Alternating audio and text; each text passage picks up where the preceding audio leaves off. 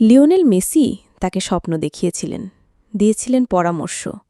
উসমান দেমবেলে এখন সেই স্বপ্নই পূরণ করতে চাইছেন, জিততে চান ব্যালন ডি'র। ২০১৭ সালে বার্সেলোনায় যোগ দিয়েছিলেন দেমবেলে। সেই সময় ঘনিষ্ঠতা হয় আর্জেন্টাইন মহাতারকার সঙ্গে। ৪ মৌসুম খেলেছেন মেসির পাশে। মাঠে যখনই সমস্যায় পড়েছেন, পাশে ছিলেন ৮ বারের ব্যালন ডি'র জয়ী মেসি। আর তার ভাগ্যও কি, ড্রেসিং রুমে মেসির পাশের নকারটাই বরাদ্দ হয়েছিল তার জন্য। 442কে দেওয়া সাক্ষাৎকারে দেমবেলে বলেছেন, প্রথম দিন থেকেই আমার সঙ্গে মেসির সম্পর্কটা খুব ভালো ছিল।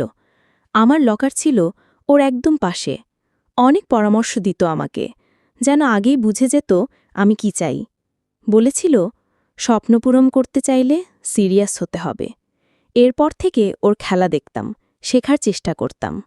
মাঠে মেসির অবস্থান, চলাফেরা, বল ছাড়া নিজেটা অদৃশ্য করে রাখার কৌশল সবই ছিল দেমবেলের শেখার। তার চোখে মেসি এক অনন্য বিস্ময়। সে নাম্বার 10 হিসেবে খেলুক বা নাম্বার 9, মাঠে অবস্থান নেওয়ার কৌশলটা ছিল অসাধারণ। মাঝে মাঝে ৪-৫ মিনিট যেন মাঠে তাকে দেখাই যায় না। তারপর হঠাৎ বল পেলে সবকিছু ঠিক কিভাবে করতে হবে তা যেন তার মস্তিষ্কে আগে থেকেই লেখা থাকে। জর্ডি আলবা কখন সামনে উঠবে, কখন বল বাড়াবে, সব যেন ওর আগে থেকেই জানা থাকত।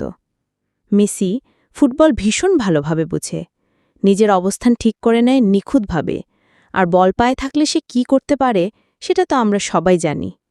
বার্সায় ৪ মৌসুমে মেসির সঙ্গে ৯৫ ম্যাচ খেলেছেন দেমবেলে। ২০২১ সালে মেসি পিএসজিতে যাওয়ার পরও স্মৃতিটা রয়ে গেছে ভীষণ তাজা।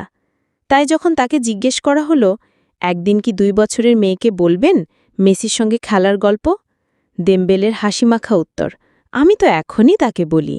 সর্বশেষ মৌসুমে পিএসজির হয়ে সব মিলিয়ে ৩৫ গোল করেছেন দেমবেলে। দল জিতেছে ঘরোয়া ট্রেবল আর চ্যাম্পিয়ন্স লিগ শিরোপা। সব মিলিয়ে এবার ব্যালন ডি'রের দৌড়ে অন্যতম ফেভারিট এই ফরাসি তারকা। ২২ সেপ্টেম্বর ২০২৫-এর অনুষ্ঠানেই জানা যাবে মেসির সেই পরামর্শ সত্যিই কি তার হাতে ব্যালন ডি'র তুলতে সাহায্য করল কি না।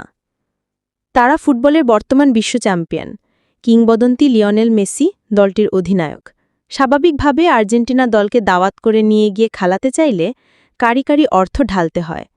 ভারতের কেরালা সরকারেরও বিপুল অর্থ খরচ করতে হচ্ছে। আর্জেন্টিনা ফুটবল অ্যাসোসিয়েশন এএফএ গত শনিবার জানিয়েছে, আগামী ১০ থেকে ১৮ নভেম্বরের মধ্যে ভারত সফরে একটি প্রীতি ম্যাচ খেলবে আর্জেন্টিনা।